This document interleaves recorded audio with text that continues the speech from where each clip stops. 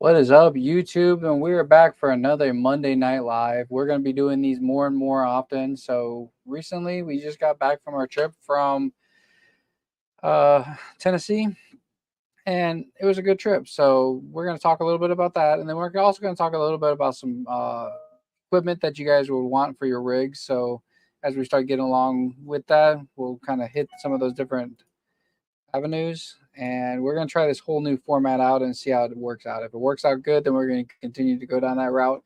If it doesn't, then we'll try to step back, punt again, and then try a different format and see how it goes. So, I want to welcome you guys to Monday Night Live.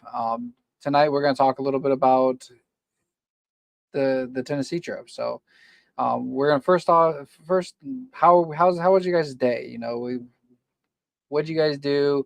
What was some of the challenges you guys faced today? Hit us up on the comments down below. We want to know about that kind of stuff. But without further ado, so first thing we're going to talk about is the RV equipment type. So one of the things that we get asked a lot when we travel is, what's the dish on top of our rig? So back about a year ago, we purchased Starlink, and we mounted it actually permanently up on the roof of our rig. Now, the way it was when we first put it up there, it was set up so that it didn't move. It was kind of It was just kind of rotated around. And then over the last year, they've done some updates to Starlink now, where you can go flat, and it actually sits flat, straight up and down. We'll get some videos and photos and stuff like that, put it up on our social media. But now we can actually drive around with it in motion. They haven't taken that away from any RV owners for that kind of stuff, so that's been pretty cool. So Starlink's one of them if you're going to be traveling full time on that kind of stuff. Now, with anything, Starlink will have its latency. It will have issues because of how many people are hitting the network. Now, I understand Elon Musk is doing a whole bunch of projects to try to get a whole bunch of satellites put out there, but as of right now, I haven't seen too much progress with that. He is still put them out there. He's building the grid bigger, but it's just a matter of time before it really starts slowing down because everybody's hitting it. But that's one tool that we use. If you guys are going to be more remote area, and because we do some remote traveling work, we find that is an essential thing. So, you know, one of the other things too we want to talk a little bit about is power. When you guys get to your RV park, or you guys go off grid and you guys are bringing power into your rig wherever you're at, how are you guys doing that? One of the things that we went through when we had a storm about a week ago, there was a pretty bad lightning strike, and there was a rig right next to us that did not have a power strip, which is a surge protector. And that lightning took out the light pole right outside of our RV, and it also took up some access points that we're in the process of replacing out here. Now, this isn't our RV park. We kind of just stay here, but we do help with the IT side because that's our traditional background. So I do that on the side for them, and we kind of do some IT work for them as far as the wireless network and different infrastructure stuff that they probably need to either change out or get ready. So they do have those on order. Now, this wasn't the park's fault. The people that hooked up to it, they had a built-on surge protector, but you never trust those because that's coming inside your rig. You don't know what kind of power that's going to go. The way power and lightning works is it's going to go to the least resistant, and it's going to go and it's going to tear some stuff up. Always have some sort of power strip at the back end of your system, right where it plugs into the pole. We have one that came with the RV. It's been a really nice one. No damage caused, knock on wood. But no damage done. It protected everything. It did everything it needed to do. So make sure you guys have a good, solid surge protector when you guys are traveling with that kind of stuff. So, one of the other things too that we did encounter when we were heading through the Smoky Mountains, actually heading up in elevation, is your tire pressure is going to drop. As you get to cooler weather, the tire pressure is going to contract a little bit because heat does expand. Coldness kind of shrinks, so it's going to leave more room inside your tire to actually put more air into it. So as we went up the mountain, we noticed our tire pressure getting low. Now, one of the other thing that you would really want to have is some sort of tire monitoring system. You want to be able to keep an eye on that. For us, it's very essential for Class A and how big of a rig we have. It monitors a whole bunch of different things. It monitors tire temperature, tire pressure. It gives us warnings as far as if it gets too low. all sorts of different things that you can do. And there's more, even more advanced ones out there that do way more than what ours does. But definitely a tire monitoring system. But in conjunction with that, you want to have some sort of air pump, something that can get up to at least 105. Typically, like our rig here, we have run semi rims and tires, and they are 22.5-inch wheels. So those typically run right around 105 that you want to put them into. You can go to 110, but on hot days they're going to expand. I have seen our temperature even at 105 come up to 120 psi. So these tires only rated for 120. I'm sorry, 120 psi. They're only rated for 125 psi. So the more air you put into it, yes, it does help with the load, but the more risk you have as it heats up of blowing out. So just kind of learn a little bit about your rig with the tires and learn the safety of them. Next thing about tires is what kind of time frame should you be changing them at? Some people say 2 years, 3 years, 5 years. If there's no rot on them, don't change them. I don't go by that. Typically 5 years. That's what DOT standard says is 5 years on the date code. Every tire has on the sidewall a little circle, and it has a month and a week that it was actually. I'm sorry, a year and a week. Sorry, that it was actually manufactured and put out. So date code 20 was going to be right around probably 4 years old. So you're probably good for right now. You start getting to the 25, 20s, like the 19s and 18s, you really probably should look into changing your tires. And that's not just for big rigs like this. That's probably any tire in general. If you're going to be doing any type of exclusive traveling, putting a lot of miles on them. But if you're putting a lot of miles, you're probably going to be replacing them anyways. But if you do a lot of sitting and stationary camping, you're definitely going to want to look into your date codes and then put some sort of protection cover on them as far as make sure you guys are dressing the wheels so that or the actual tire, the rubber piece to help protect it from the sun. If you guys want to put covers on them, you can. I got mixed feelings about that because when you put a cover on it, it can build moisture in the background. It can actually cause it to prematurely rot and cause other issues with that. But that's owner's preference as far as who wants to do that kind of stuff. Typically, we just leave them open. That gives me the ability I can clean the wheels. I put protective coat on there about once a month, help protect it. And then for us, if you guys have a Class A, we have a diesel pusher, if you guys are not getting it out on the road, you want to get it on the road. You want to be running these vehicles. That's the big critical thing. That a lot of people ask us, why'd you go to Tennessee for only a few days up there when you took the rig up there? One, it was a lot more cost effective. We didn't have to spend a whole bunch of money on hotels, which in that area we all know is just crazy. Hotel prices are just crazy. Flights are just crazy. Just for us, it's just cheaper for us to be able to travel. So that's why we like to travel in our rig. Plus, we have all of our stuff with us. Another key point to top onto that is when you travel with your rig and you're getting it moving, the diesels like to actually run. They don't like to just sit. When you let them sit, stuff breaks on them. So all sorts of issues happen. So we let this sit for about last fall, I think it was. It was October. We went out to the Cruise the Coast over in Biloxi. We took it out there. Generator ran great. We ran it all week, ran it all the way home, no issues, got it back. I wasn't doing a lot of maintenance just because we weren't using it a lot. I wasn't checking stuff over. Really, you should fire it up about once a week or so. Let the generator run, let it fire up, let it warm up, get the fluids going. We have a problem with the generator now. I don't know if it's overheating. I don't know if it's got a fan issue or something. All the fluids are good. We're going to dive into that a little bit more and do some checking on that. But if you guys find out you have something wrong with it, get it fixed. Don't defer the maintenance on it. Get it fixed, get it taken care of, and go from there. Same with diesel motors. You want to be running those diesel motors. We have about 70. We just rolled over 73,000 on this coach, and it's a 2000. So that is those motors are just getting broken into. This is a Cummins ISX motor, red top. Sorry about that. And with that, it comes with just all sorts of issues if you just let it sit. These motors are designed to be over the road on some of them. Some of the Detroit diesels and the Cummins and some of the Freightliner motors from Caterpillar. If those motors are not running, you're going to have all sorts of issues. You'll develop oil leaks. You'll develop all sorts of issues with like belts and stuff not moving properly. And you just, long story short, just get them moving.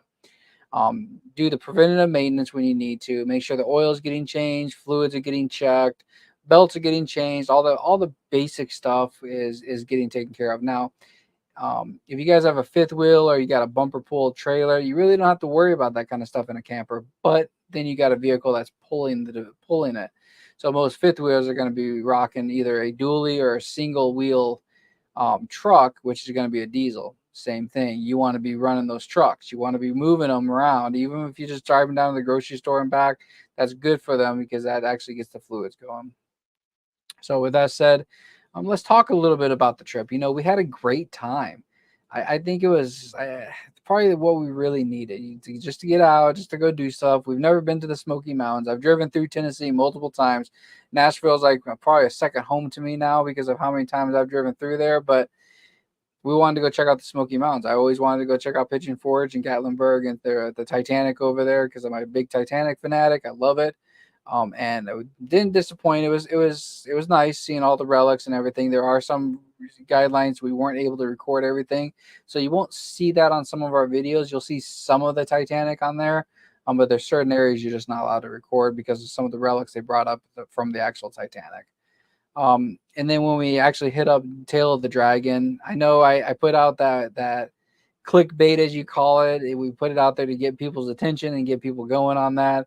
I guess a lot of people got all bent out of shape because I put it was dangerous. It technically is dangerous. If you're not careful on it, you will go over the side. I got into an argument with a guy on Facebook about it because he was like, "Well, you're not leaning your bike enough. You're dangerous to everybody else." I could tell you, I was leaning my bike pretty good because I almost scraped a few times. My wife was following me behind me, and she was telling me about how there's a few times my bag got really close to the back, the corner of the road where I was coming around some of the corners and got it leaned pretty good. So, but I'm more of an experienced writer. I've been writing a long time. So on and off for years, I was writing. For the last 2 years, I've been writing straight. I've been writing all over. So it's not that, it's more the novice writers. And that's why I said in the video, if you guys are not familiar with riding a bike, you have to lean the bike to be able to do that, which makes it very dangerous when people start going around there and they're doing 5-10 miles per hour around some of these curves when you really can be doing 15-20 miles an hour around some of these curves if you're an experienced rider. Now, lane splitting and doing some of the other stuff out there, that's illegal in Tennessee. You can't be doing that, but it still gets done. People come out of their lane from coming around a corner because they can't take it too far. And this isn't just bikes, this is cars. There was actually a few times coming around the corner, there was a Viper that actually was not paying attention and was going a little bit too fast around one of the corners, came into my lane. I had to kind of rush to the right hand side and get out of his way because he hit the corner too fast. So it's not just motorcycles, it's going to be any type of vehicle that's on there.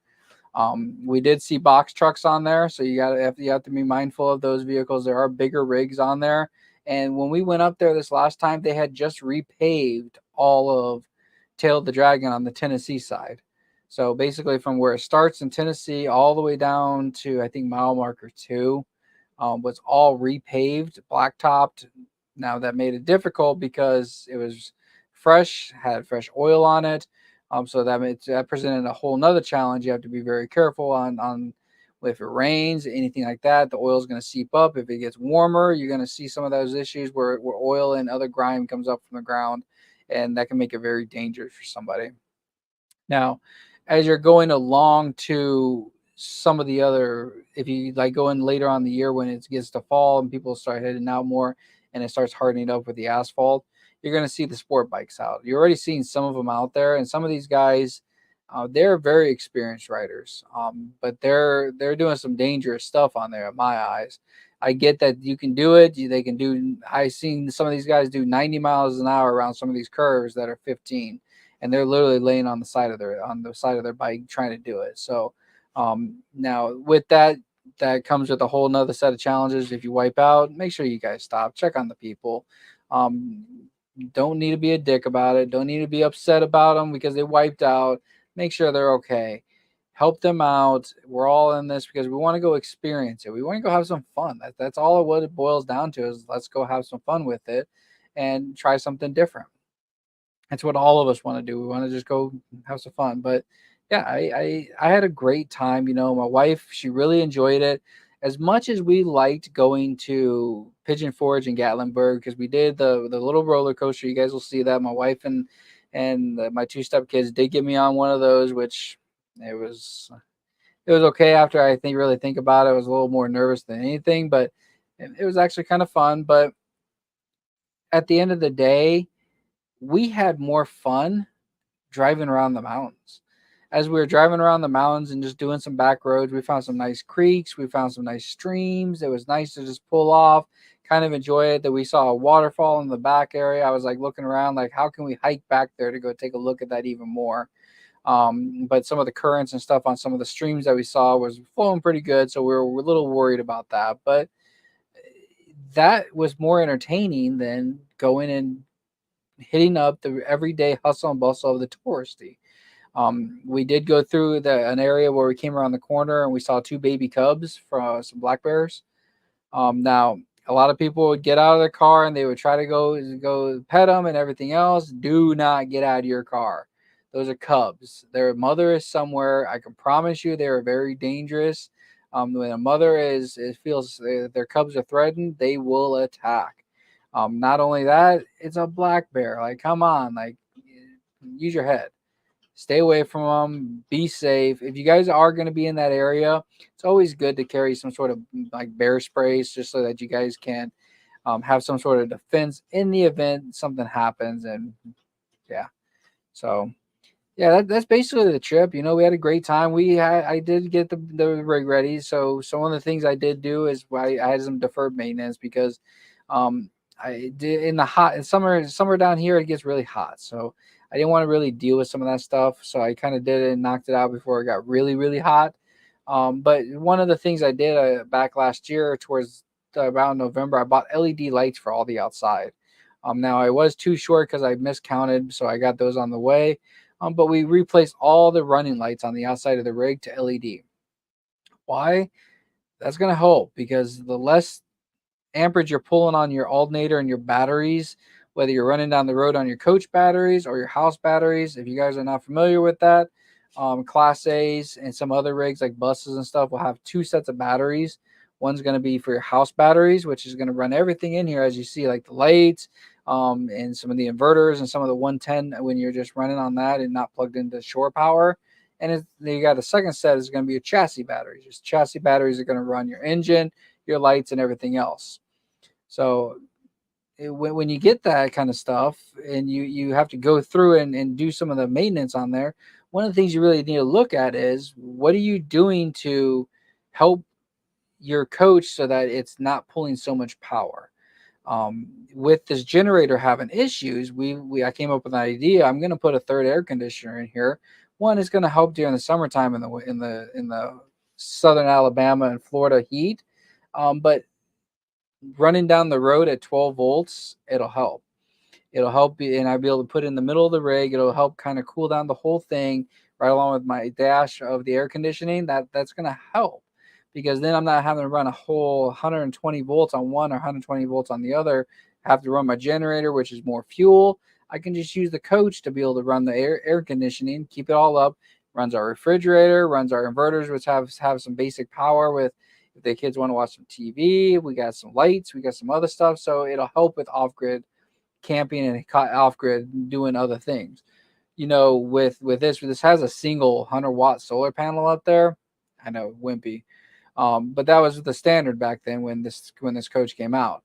We will be putting more solar panels up here because we want to capture that sun. We're in a great area to be able to capture that sun and reduce down how much power we're having. So if we, in the event we start traveling and doing more, if I replace out the batteries and put some lithium phosphate batteries with a nice BMC, which is a battery management control unit. It monitors the batteries for heat, whether it gets too hot, too cold. It shuts them down, does different things. It's more of a protective thing. So you want to look into that kind of stuff too. Power is a huge thing. So where I'm going at that, I know I'm just kind of rambling, but we converted to LED. Um, as we were driving, we noticed our headlights not that great. So I ordered some new headlights that are coming in. I also did order some new taillight lenses because they were kind of just all fogged up. You couldn't really see them at night. They're kind of just dingy. And so we ordered some nicer LED ones. So basically, the outside of the rig is going to be all set up. Now, one of the other things you guys did see where we added was on the side, they had these little dock lights. And these dock lights are for when you pull into like a campground at night or you have to do something outside at night. It helps light your area up. So one of the things they had was little halogen lights, and all of them were burnt out. None of them worked. So basically, I found these nice little flat panels. I had to cut a bigger hole into it. We put it in there, and they're round. Kind of matches the RV the way it sits. But I'm going to color match it so that it kind of matches a little bit better to the actual coach, but so it looks factory. But for the most part, it helped out. You know, I was able to use them multiple times on this last trip. I've been able to use them multiple times now. So when we like take the dogs out, because this lighting over here is no longer working right now, they're in the process of getting it fixed. Once that gets fixed, then we won't really need them. But you can turn them on, and they don't blast all the way up. They're designed to face down, shoot around the ground, so that you can see what you're doing. So if you're hooking up power, hooking up sewer, or if you have any problems with your sewer and everything's already hooked up, and you have to go out there and do some maintenance, then you can do that. So kind of just rambling around on some of that stuff, but you know, if you guys are doing this and you're looking to get into it, the best advice I can do is take what you got right now and just go camping. Go to different campgrounds or go out to the grid. You guys know that we used to do overlanding. We still do want to do some of that overlanding and go to some remote areas. We felt like that was some really cool areas to go to, and we want to go hit some more of those up. But for right now, we're living the RV life. We want to take the RV and go do that kind of stuff. We got the Harleys that we can take out. Diamond, my black one, I've got that one pretty much all dialed up. She's ready to go wherever she wants. The red one, which is Bonnie, she's actually getting some stuff done to her. We did the handlebars extension. I got the clutch and everything all taken care of on that. I actually took it for a ride over the weekend, which was awesome. So we enjoyed I got to be able to enjoy that. That was the main thing. But I think moving forward, I want to put a little bit of miles on her and take her out a little bit more because that was really my first Harley. My wife bought that one for me a few years ago. And since I've got Diamond, I really haven't been riding it around too much. The Road Glide is a way more comfortable ride compared to the Electric Glide, which is an '06 compared to the 2020. So huge difference on the suspension, but we can upgrade that kind of stuff. But that's going to come at a later date. We have some trips planned. In July, towards the end of July, we are heading up to Harley Davidson's homecoming event. Yes, we are heading up there. We are going to go check it out. We are actually stopping in our old hometown on the way up there because we used to live in Illinois. I'm going to be picking up my son, Xander, and he's heading up there. Now, he's supposed to be working on getting his permit or getting his license, whichever one. He's going to be riding Bonnie. If he wants to ride Diamond, he can ride Diamond. I don't really care. We're going to be taking both the bikes out. My wife and I are going to be heading up there. My two stepsons, they're going to be staying with their grandma so they can spend a little bit of time with them during the weekend. And moving from there, we're just going to go up to the Harley Davidson Festival. Red Hot Chili Peppers, that is one of my wife's favorite bands. That was one of her dad's favorite bands, so she's always been wanting to see them and hear them. So that's something cool to look forward to. We got Jelly Roll, Hardy. There's all sorts of really cool bands playing up there this year. We're going to be meeting up with my brother too. He's supposed to be meeting us up there, and we're going to be heading up and just kind of cruising around. Harley Davidson started this. I think it was last year they did it to the public, where they started on the 120th, and it was a huge success. I wish I would have known because they had the Foo Fighters. That's one of my favorite bands, but I'll get there. I'll be able to see them one day, hopefully. But yeah, this is headquarters for Harley Davidson. This is home base for them. They got the museum. Hopefully, we can try to see the archive, and I don't know if they'll let us into the vault. I'm working on trying to get a media pass. Hopefully, you guys can maybe help me out with that. Which, like, subscribe, and share because that will help us so that we can get into the vault and check out all the really cool bikes they got that they've developed over the years. Save the Survey car, some of the other stuff from back in the day when some of the original, like when Bill Harley and Arthur Davison and I can't remember the other one, sorry, but they all started building these bikes, and it was just I'm fascinated with it because that's the American dream. That is, you take something, you grow it in your garage, and you move it up from there. And they did that. They conquered, and they still continue to innovate. Also much some of the things I don't agree with on what they do nowadays because more of it's just cutting corners and that other stuff. But for the most part, they're still doing it. They're still trying to. They still make a really good bike. I've talked to multiple people that have come through the park here and they've had Harley Davidsons. They've talked about how they've gone to the Indian Chieftain and some other ones. My brother-in-law did that. And within months, every one of them I've talked to have gone back to a Harley Davidson. When you rode a Harley Davidson, it's true to your blood. You enjoy it. You just don't want the change. You love the way it feels. You love the way it rides. So going from there, yeah, I think that's something we're looking forward to. Plus, we'll be heading out to Sturgis. I have been working on getting my vendor license for out there so we can do some stereo installs. I've got a couple of local people here that I got scheduled up that are going to be doing some stereo installs that I'll be helping them out with. Now these are a little bit more expensive sound comp style ones, but basically, if you enjoy your music riding about 70, 80 miles per hour, you definitely want to upgrade your sound system. So that we'll talk about a little more about that. But recently we upgraded Diamonds to a Diamond Audio amp, some DS18 speakers, a Scar sub, and wow, like I can't tell you how, like when it just sits there, it screams. Like you hear it almost 2 blocks away. I know that's ridiculous. I know people don't agree with that, but you know something? One of the things about bikes is be seen and heard. Because you know something, if that helps you where somebody's hearing the music, they're going to be more alarmed to be looking around to see where it's coming from. I do it. I've seen other people do it. Just like an ambulance, when you start hearing the sirens, you're going to start looking around. You're going to start looking to see who's around and try to be safe with it. So hope you guys like it. I hope this will be a good format for you guys. As I develop this a little bit more, I'm trying out the sound stream. I'm sorry, the StreamYard. If it works out, and I think this might be a good format, I'll actually set it up so it goes through all social medias at the same time. And then we'll set up some moderators where they can actually get into chat and actually talk to people. I don't have it set up right now just because this is the free version. We're just testing it out right now.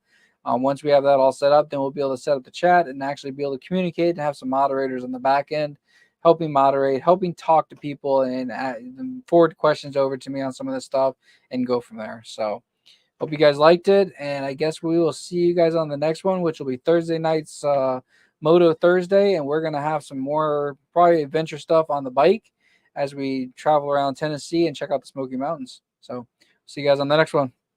Peace.